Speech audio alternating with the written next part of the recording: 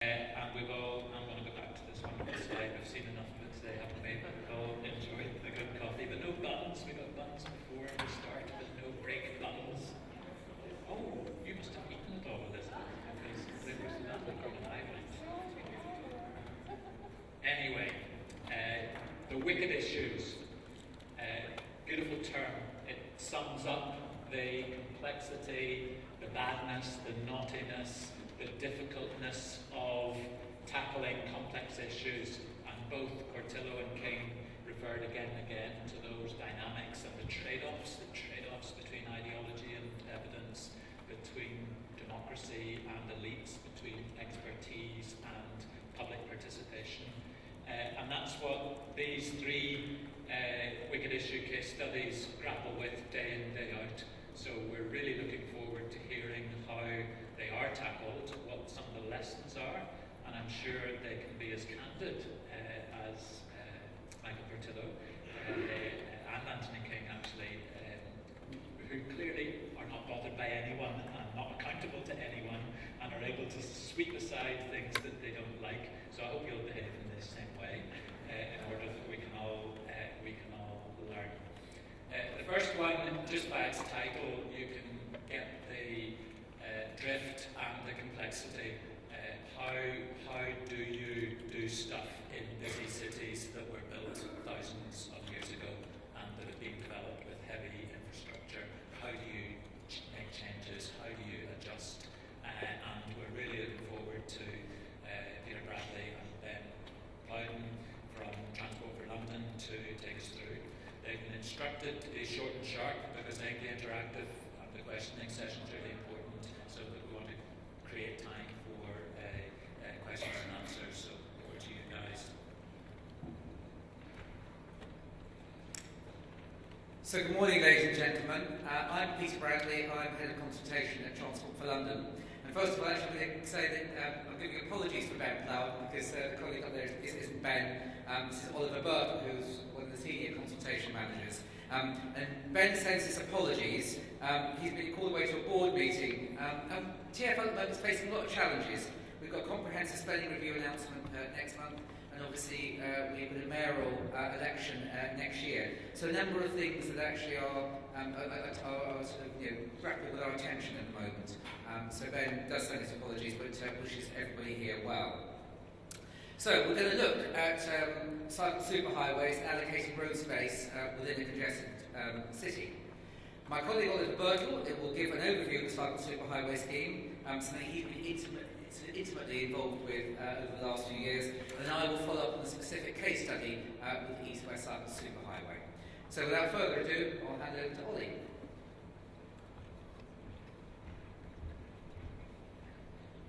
Thank you very much, Peter. So I'm just going to quickly canter through sort of the policy context that got us to the place of consulting on the East-West Cycle Superhighway. Obviously, cycling in London has been on an upward trajectory for at least since in the 8 years I've been here, and in London and for longer. It's now an established mode share in itself. I think cycle journeys equate to nearly 10% of daily bus journeys, about 20% of daily tube journeys, and it's increasing. London's population is getting bigger, and by 2030 we're expecting 10 million people to be here, but the amount of space that we've got is going to stay broadly the same. So we need to change the way that the roads look to account for the ways that people are choosing to travel within the limited space that we've got. There's a picture of lots of cyclists in London. So TfL cycling portfolio, we're going to talk about the cycle superhighways today, which are the high capacity routes taking people from out of London into central London. That's part of the wider portfolio though. We've got the quiet ways, which are the slightly slower routes in the city and in the suburbs. The central London grid, which is a mixture of the superhighways and the quiet ways, and Mini Holland and the three London boroughs. Cycle superhighways aren't particularly new. They were announced by Ken Livingstone in 2010, and then taken on by Boris Johnson when he won the election. And in 2012 we had 12 routes on the table, 4 delivered. I think it's fair to say they're quite different from the routes that we're proposing now. They were largely unsegregated, a mixture of formal cycle lanes and blue surfacing to highlight the presence of cyclists. I think it's fair to say that how we dealt with the wicked issue of allocating Roadspace in a congested city was by trying to get people to share that space rather than allocating it as such. So the routes that we proposed had less impact on traffic and curbside access. We did very little consultation on them because we weren't actually changing a great deal in the physical road layout. But we still achieved a 77% increase in cycling across the 4 routes, and we introduced some really good pieces of infrastructure as well. Well, I think cycling as a cyclist anyway. But also some stuff that got us, that, well, people said that we could do better. Then there was a mayoral election in 2012. The London Cycling Campaign, the main cycling pressure group in London, ran an extremely effective campaign called Love London, Go Dutch. And the Times also ran a big cycling campaign which had cycling on the front pages for many days in the run-up to the mayoral elections, which made the mayoral candidates stand up and take notice. So we had the fairly unlikely situation of a hustings dedicated to cycling that both Boris and Ken attended, and both signed up to the London Cycling Campaign's pledge to provide more segregated cycling infrastructure in London. So that happened, Boris got elected, and he's published his Mayor's Vision for Cycling in London the following spring, which set out a plan to spend £930 million to provide a step change in cycling provision, of which the cycle superhighways were a key part, as well as things like the mini-homes I touched on before. All to help bring about a planned 400% increase in cycling by 2026. So the flagship route of that was the East-West Cycle Superhighway, which we're going to talk about in a bit more detail. Alongside other routes, was still delivering 12, although slightly different to what we said. Whereas the old superhighways stopped at the centre of London and kind of encouraged people to, allowed people to find their way and disperse through the city on the quieter routes. 2 of the new superhighways actually go right through the centre of London, and hence a lot more difficult to deliver and a lot more controversial for some people. So we're going to look at the East-West Cycle Superhighway, as I said, flagship proposal. Billed as Europe's longest substantially segregated cycle route. It latches on to an existing cycle superhighway out in the east of London and Barking. And then the bit that we consulted on started at Tower Hill, went all along the north bank of the river, across Parliament Square, through the Royal Parks, up Lancaster Gate, and then we consulted on the section as far as Paddington on detailed proposals. And then we've got an equally ambitious section that will take it over the Westway flyover to Acton, which we'll be consulting on in the coming months. So the design principle of the East-West Cycle Superhighway was for it to be substantially segregated, to provide a segregation platform wherever possible. So you can see on the picture there, that's Victoria Embankment. We've actually built that section now, you can go and see it yourself if you want to, with this wide platform so that curbside activity can still take place, which is how we overcame, or how we addressed one of the main challenges of retaining the existing use of the streets whilst providing this dedicated space for cycling. Making sure connected into junctions and other cycle routes, whilst trying to improve pedestrian facilities in the urban environment as well. Not an easy thing. This list of design challenges doesn't begin to cover it. Obviously, we've got the big overriding issue of motor traffic capacity. We've got a finite amount of space in an already congested city. If we reallocate any of that space to cyclists, there's going to be an impact on other users, so we had to balance that as much as possible. We're passing through areas with particularly high pedestrian flows. We started at Tower Hill, which is busy at the best of times, but shortly before the consultation, the poppies happened, where Tower Hill was basically just swarming with people 24/7. We had lots of physical constraints. We had tunnels, we had the Upper and Lower Thames Street in central London on 2 different levels, so we were quite limited in how we could change the road layout without spending millions and millions of pounds. Lots of curbside activity. We went through a few high-profile locations, such as Parliament Square, past Buckingham Palace. We were going on other people's highways, so the London boroughs of Westminster, City of London, and the Royal Parks as well. All sorts of regulations and other projects such as Thames Tideway. So an awful lot to contend with. But we developed some proposals. We put them out for consultation in September 2014. That's a picture of what of the intersection of the north-south and the east-west cycle Superhighways at Blackfriars Bridge. So we put these out for consultation, and Peter's going to tell you how that consultation went.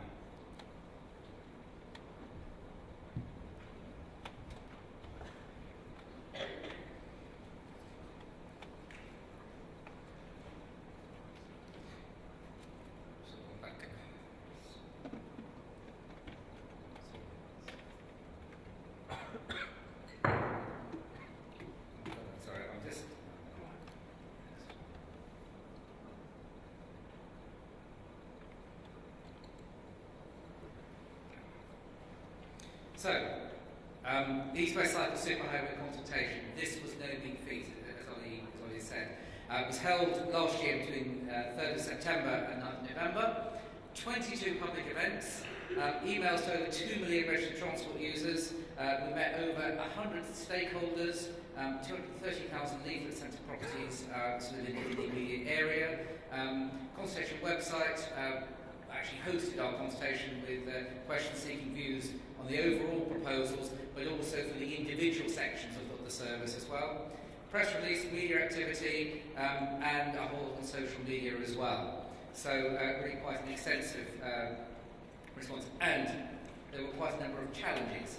First of all, time. We actually had to meet a deadline of a board meeting on the 4th of February 2015. So actually from the close of consultation in November until the February, that was actually a very tight timescale to meet. Traffic modelling had been delayed, so we actually had to report some of the results of that actually after the consultation started, so we didn't have everything available at the very start of the consultation. We had to feed that in, which is actually one of the reasons that we extended consultation slightly, was to allow for that, for people to absorb that modelling and to comment appropriately. We had the cycle campaign submitted a separate number of responses, but they weren't actually in the same template as the responses that we were asking for, so we had to deal with those separately, but in the same consultation report. One property developer's response was 59 pages long, with a further 156 pages over 11 appendices that we had to actually analyse. And some of our critical stakeholders didn't actually submit their responses to almost the close of the consultation. That meant, as you can imagine, with the responses coming in at the beginning of December, people actually were working over Christmas to actually analyse and get the report out by early January, so they could be considered by the board in February. Many late nights, they say Christmas working was undertaken. So the response to consultation, we had over 8,000 direct responses, with over just around 73%, so just under 3/4 of the people supporting or partially supporting the scheme. And then on top of that, we had sort of over 5,000 emails that were submitted using by the cycling campaign. 341 responses from stakeholder groups, a whole list of them, including sort of local authorities, healthcare providers, property developers, and venues. And overall, from the stakeholders, we had about a 56% response, so support for the proposals. Number of supporters, some of them perhaps not ones that you might expect. The Dean of St Paul's Cathedral actually wrote into us supporting the scheme. Interestingly, we've got cross-party political support from the GLA Transport Committee and a whole number of other hosts of people, some of those are on the slide, who who responded positively to the proposals. A number of them, actually, in terms of the responses, came up with design suggestions, which included new junction designs, parking and loading changes, alternative routes, different types of segregation, and some more novel ideas as well. There were weekly 3-hour meetings for the consultation design and project staff to consider these alternatives, and also just looking at how actually we might allow some curbside access, given that actually the proposals initially didn't allow that. Also, a large number of concerns came out. So as well as the support, there were concerns. 11% of respondents had concerns about the impact on traffic, and that was, of course, both the traffic flows and also the impact of things like banned turns, the impact on public transport, freight taxis, and just the general thing around potential congestion, concerns around cycling behaviour, about curbside access. There was a lot of coach parking on the embankment. We actually, where coaches parked up during the day after taking groups to some of the tourist activities or around London, we had to reallocate some of those coaches to elsewhere. Impact on pedestrians, especially where there was shared space, and some of the crossings that we had to look at actually became quite complicated. And also the stakeholders required more information, more traffic modelling, and some of the impacts on the environment. And also the timing. They were concerned about the fact that we did seem to be rushing it from one sense, and other people saying actually you can't do this soon enough, please get on and do it. Our response to consultation, therefore, was actually a 350-page consultation summary, which included almost 100 pages that looked at the issues raised, which was actually completed on the 27th of January, just after 11 weeks after consultation had closed. And the decision was there to proceed, but with some changes to reduce traffic impacts. And the changes actually were looking at trying to retain some of the space that was originally given over to cycling, to keep that for general traffic, which meant that there were 2 westbound lanes provided at all times. But that did actually mean there were some challenges in terms of the design of the cycle superhighway itself. Some banned turns that we had proposed we were able to remove, but we actually had to put in some others further up.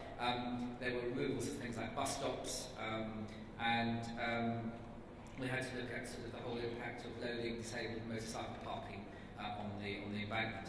And there was a further consultation required on new designs at Lancaster Gate and the Royal Parks. The other thing that we had to do, and our team got very much involved in, having agreed to go ahead, there was more work we needed to do. First of all, there was more consultation on some of the design changes that we need to do at Lancaster Gate and Northumberland Avenue. Plus, we are now involved in construction communication, so having agreed to go ahead, actually now need to tell people what is going on, how the impact is going to be whilst we build the cycle superhighway, and actually also looking at some of the travel demand management, whether we can actually help reduce the impact during the peak hours whilst this work is going on by perhaps asking people to travel elsewhere or by using different routes, and ensuring that key local stakeholders are aware of upcoming works. So it's not just what's happening here and now, but what's going on in the future. And that's been using a method of leaflets, letters, press and radio advertising, and wayfinding. So that's us. We'll be happy to answer questions after we've heard about the next 2 of the issues which are coming up. Thank you.